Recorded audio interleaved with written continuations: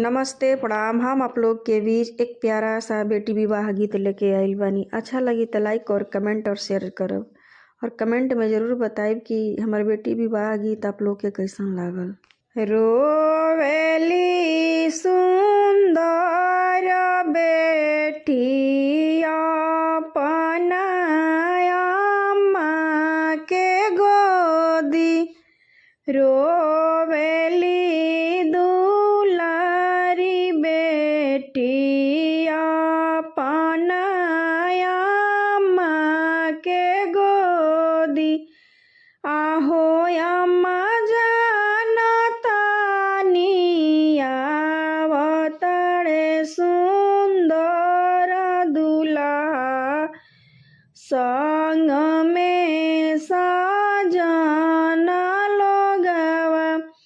आहो अम्मा जानतानी आवतड़े सुंदर दुल्हा, संग में सजन लोगवा। गहना ले आई है दुल्हा, लहंगा ले आई है दुल्हा। गहना ले आई है दुल्हा, लहंगा ले आई है दुल्हा। आहो अम्मा जानतानी सिंदूरा लगई है दुल्हा, मंगिया सजई है दुल्हा। आहो अम्मा जानतानी सिंदूरा लगई है दुल्हा, दुल्हन बनई है दुल्हा। आहो अम्मा जानतानी सिंदूरा लगई है दुल्हा, दुल्हन बनई है दुल्हा। रोवेली अपनिया माधियावा लगा के गाला, रोवेली अपनिया माधियावा लगा के गाला। अरे बेटी नाई खुजानत कैसन हवे सजन लोगवा, कैसन सुंदर दुल्हा। अरे बेटी नाई खुजानत कैसन हवे सजन लोगवा, कैसन सुंदर दुल्हा।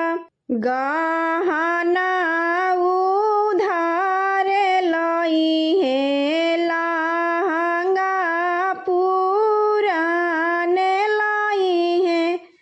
गहना उधारे लई है, लहंगा पुराना लई है।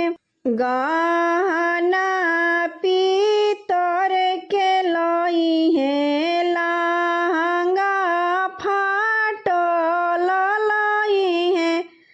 गहना पीतर के लई है, लहंगा फाटल लई है।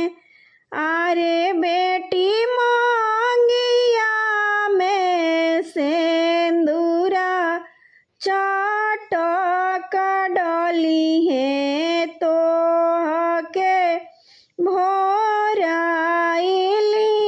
है।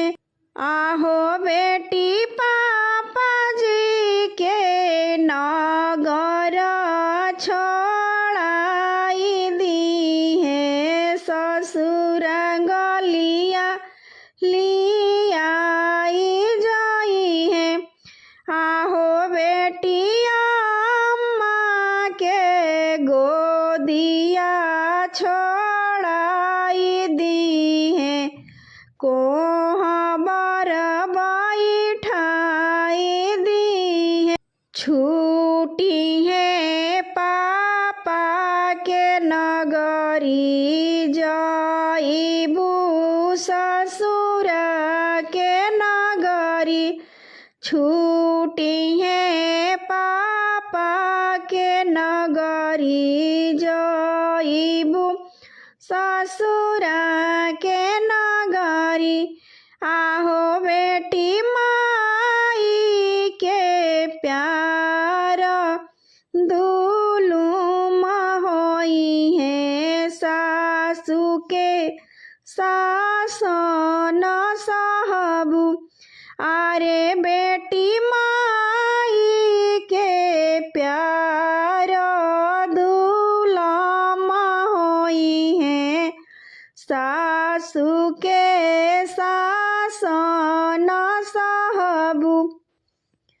अरे बेटी नाई खुजानत कैसन होले साजन लोगवा, कैसन सुंदर दुल्हा। अरे बेटी नाई खुजानत कैसन होले साजन लोगवा, कैसन सुंदर लोगवा। हंसली सुंदर बेटी अपना अम्मा के गोदी, हंसली सुंदर बेटी अपना अम्मा के गोदी।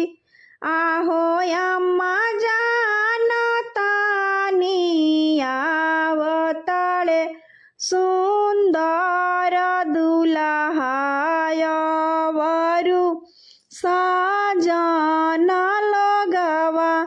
आहो अम्मा जानतानी आवताड़े सुंदर दुल्हा,